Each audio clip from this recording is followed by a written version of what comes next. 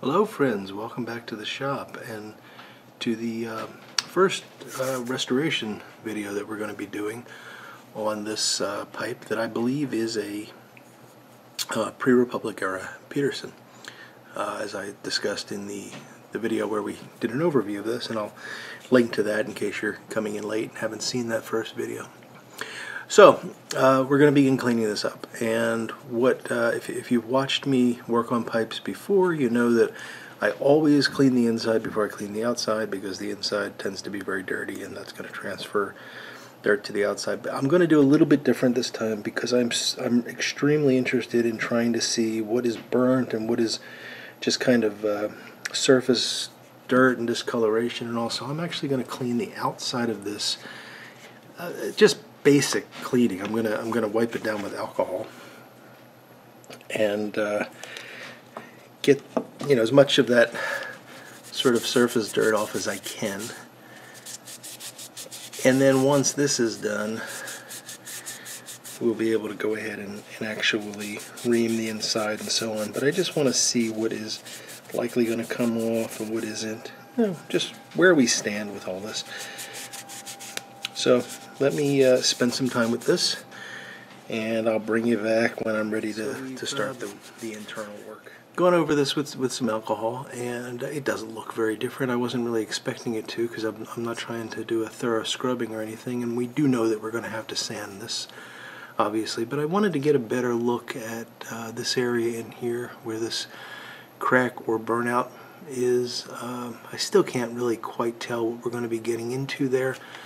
But at least I can see that there is definitely some burning going on in this area here.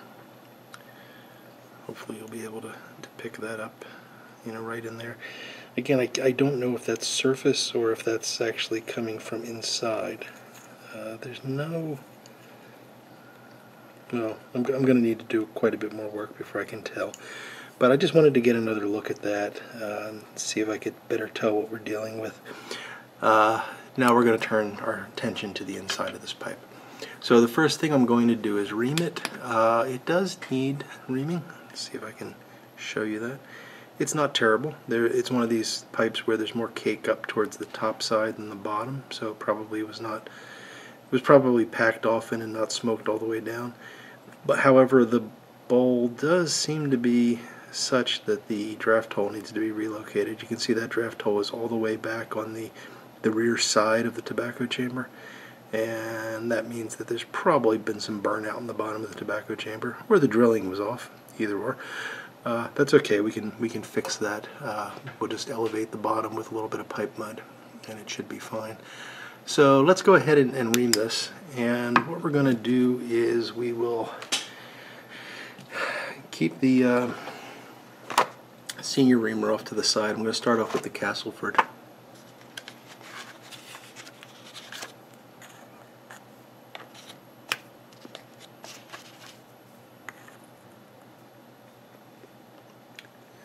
I like to use the Castleford first because it's robust, it's chunky, it can take off a lot of cake, and then this guy here is more for finessing the bottom in particular.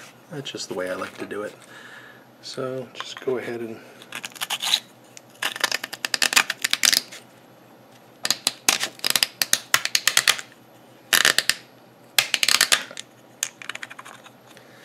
let me get my little tray here.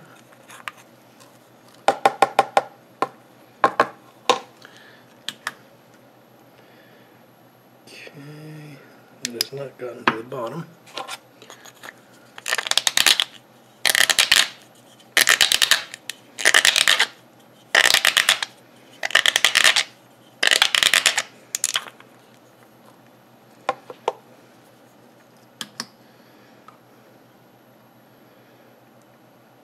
We've got the side walls pretty well evened out with that, so that will allow us to go in with the more adjustable senior reamer. And I'm going to start off just by turning that until it tightens up a bit.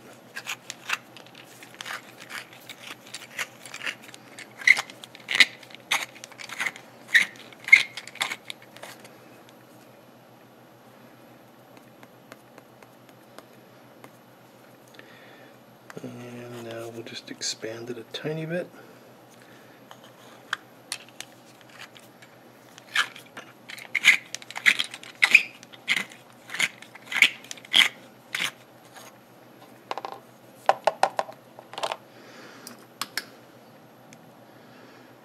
And we're now getting to the bottom of the bowl nicely. There's still some cake on the side, you can see over here, that I'm going to need to deal with, but we are hitting bottom there. So I will continue to finesse this a little bit, and I'll bring you back once the reaming is done. Alright folks, so we've done about all we can with the reaming now.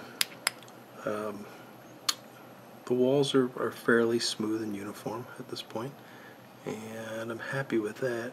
If you look down at the bottom, you can see that what appears to be a ring, a silvery ring there. That's where the reamer was kind of riding on the briar, and I just kind of burnished the briar. Below that, there is a bit of a depression right in the center, and again you can see the draft hole is on the rear wall. So this pipe was burning out, has been burning out, and it's, you know, I can put my finger into that hole down at the bottom, so it's not a small hole. That's okay. We will be able to fill that in with pipe mud, and I think it'll be fine. So we'll be able to save the pipe, although, you know, obviously it would be best if it weren't burning out. But that's okay. We can get this guy smoking again without any problem. So I'm not going to do a lot of sanding down there or anything, because we're just going to fill it in, and it's better to have the uneven surface to collect the or to grip onto the pipe mud. So that's good. We will now, then this is what came out. It actually wasn't bad. You know, this pipe, I've got to say, as bad as it looks, the interior of it really wasn't very heavily caked. It appears that it was maintained. This must have been a great smoker in its day, because it was smoked a lot. You know, to burn out that much briar, it really takes quite a bit of effort, and it was clearly to some degree cared for. Then on the other hand, it was clearly exposed to fire and whatnot, so it's a little hard to say. Anyway, we love a challenge. So the next thing we're going to do is we're going to work on cleaning the internals. And to do that, I'm going to need to get my pipe cleaners.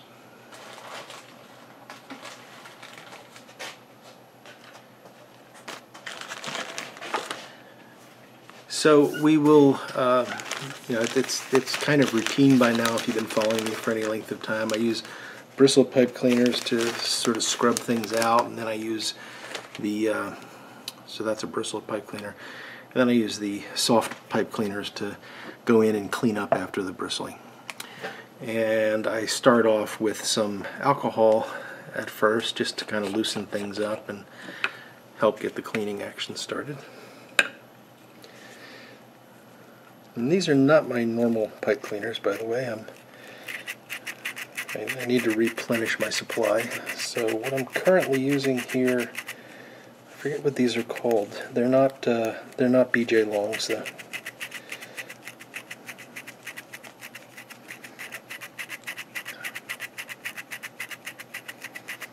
I really do like the BJ Longs. Although there's plenty of good pipe cleaners out there. You know, I say I really like them, but that's what I've been using, so it's what I'm used to. Okay.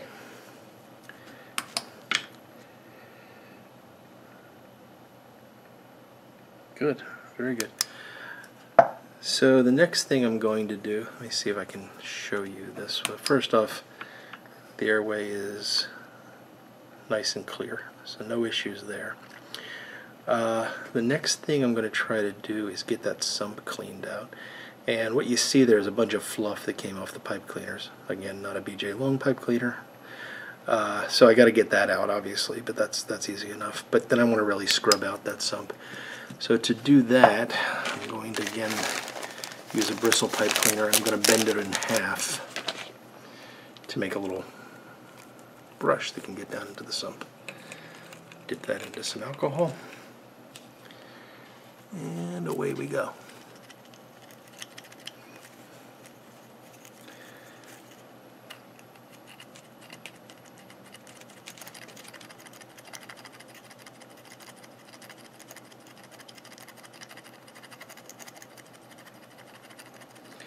Now these sumps, you know, anybody that has a modern Peterson is familiar with them. They're an interesting beast because, you know, there's people that say they work wonderfully, there's people that can't stand them.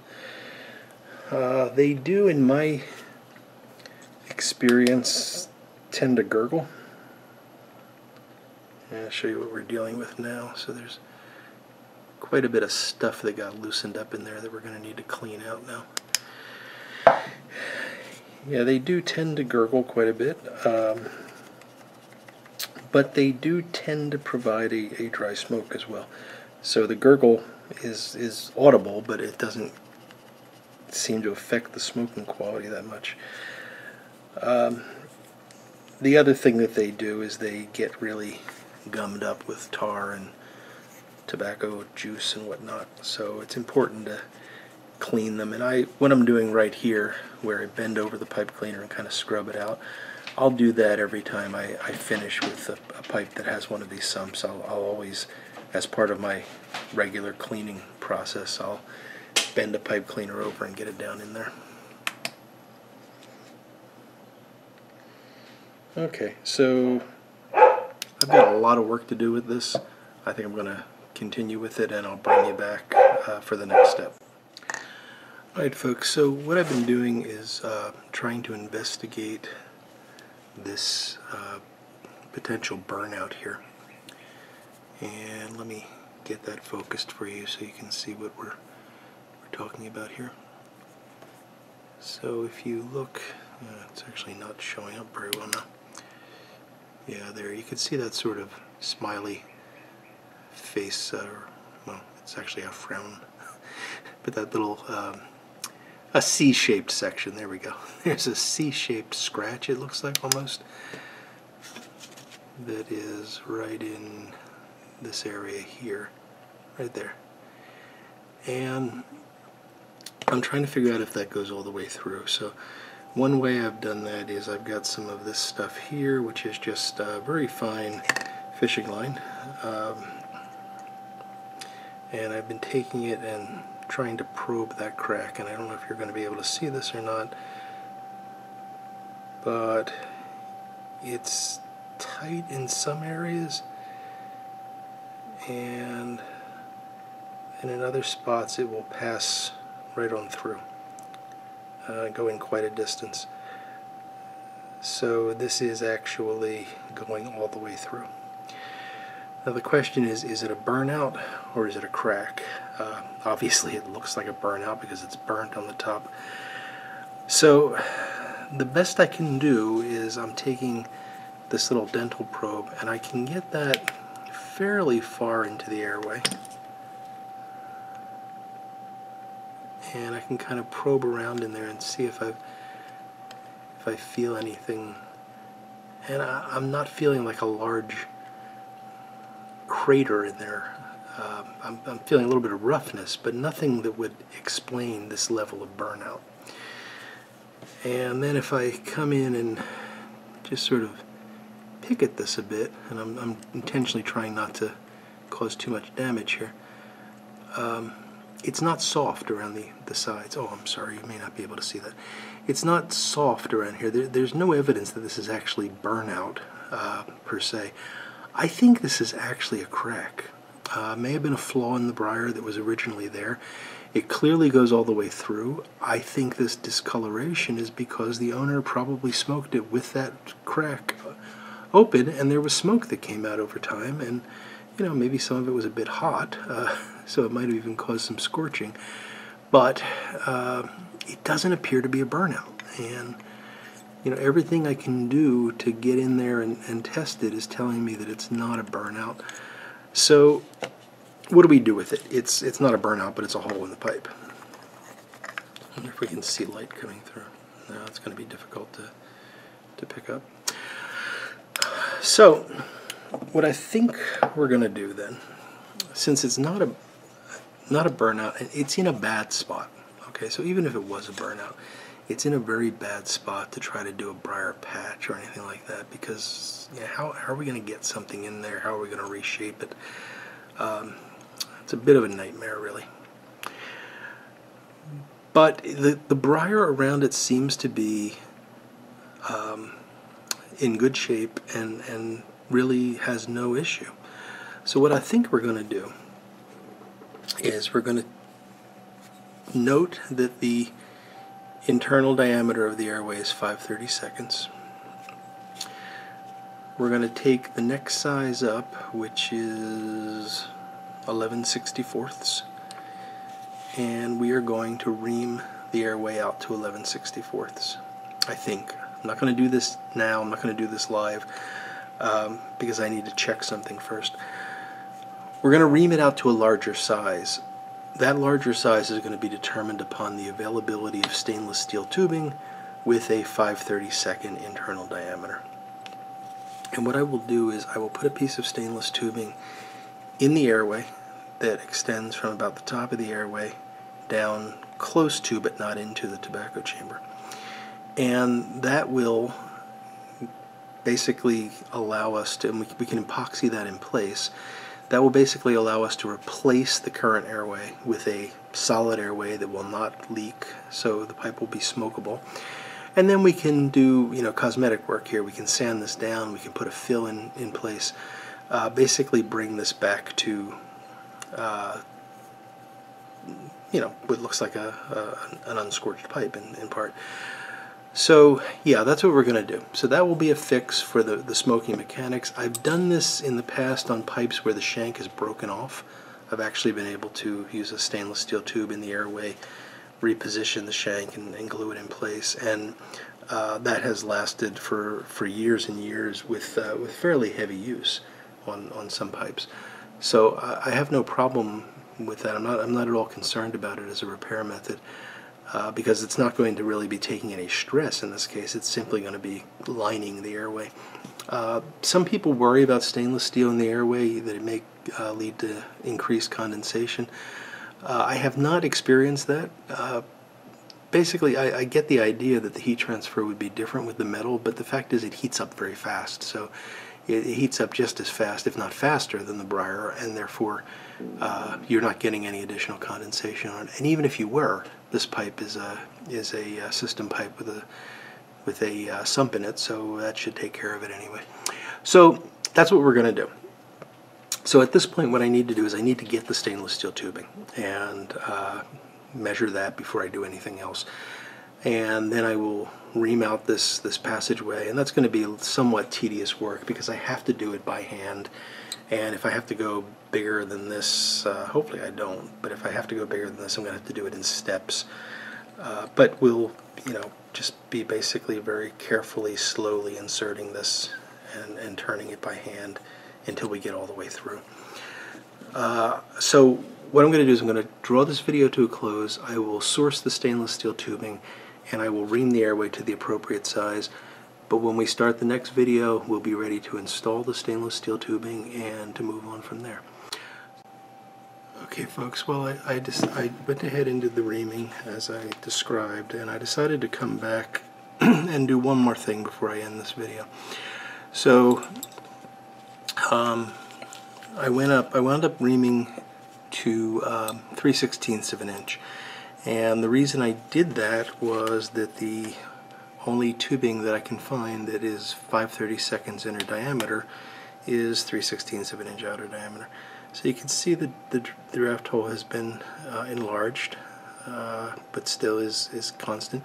I did not enlarge it all the way into the tobacco chamber, so I don't know if you'll be able to see there. I did ream it at the lower values, but that final 3/16 was only brought into maybe 1/8 of an inch prior to the tobacco chamber. The reason being is that'll provide a ledge for me to seat the stainless steel tubing against when I put that in.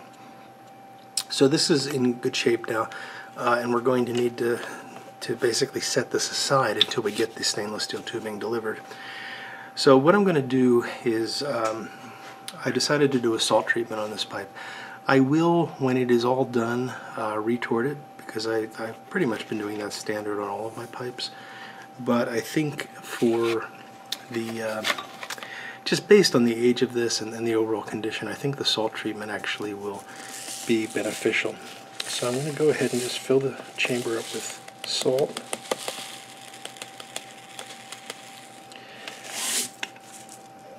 Just like so.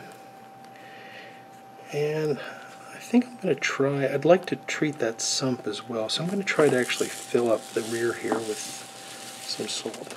See how much of a mess I can make. That actually wasn't bad at all, was it? I surprise myself sometimes. Okay, and we're just going to leave that sit, and, well, we're going to add alcohol, but we'll let it sit like that. And what I will do is just add the alcohol until I see it kind of saturating. Now, you've seen me do salt treatment before. If you've followed me for a while, I've done at least a video on salt treating a pipe. And you've also heard me talk about retorts. You probably have seen my video on retorts. And my preferred method is to use the retort. It just does a much better job. I mean, you're passing boiling alcohol vapor through the pipe, and you're also less likely to damage the finish. If you noticed, I went over the edge here with the alcohol. If this pipe was finished, that would have been bad. Since it's not, and I'm going to be sanding it anyway, I'm not too worried about it. The nice thing about the salt treatment is that it can, it sits there for, it's going to sit overnight at least. And that really allows the alcohol to work, and everything gets absorbed up by the salt. So the salt treatment does, it's a little bit better at sort of loosening up like really hard caked on tars and things like that. And when you got a pipe like this with the sump, I think that's probably a good thing. Occasionally when I get a really dirty pipe, if it really needs cleaning, or it's got a very, very strong ghost, I'll do the salt treatment and then I'll retort it. If it's a mild ghost, if the pipe's in pretty good shape, then the retort alone will usually take care of things. This is a case where I've got the time, and I want to try to get this as clean as possible. So we're going to start with the salt treatment, and then we'll retort after the fact. So we're going to let this sit, wait for the stainless steel tubing to come in, and bring you back next week when we're ready to move on to the next stage in this restoration. So I hope you've enjoyed watching this, and until the next video, I will look forward to talking to you all again very soon. Goodbye now.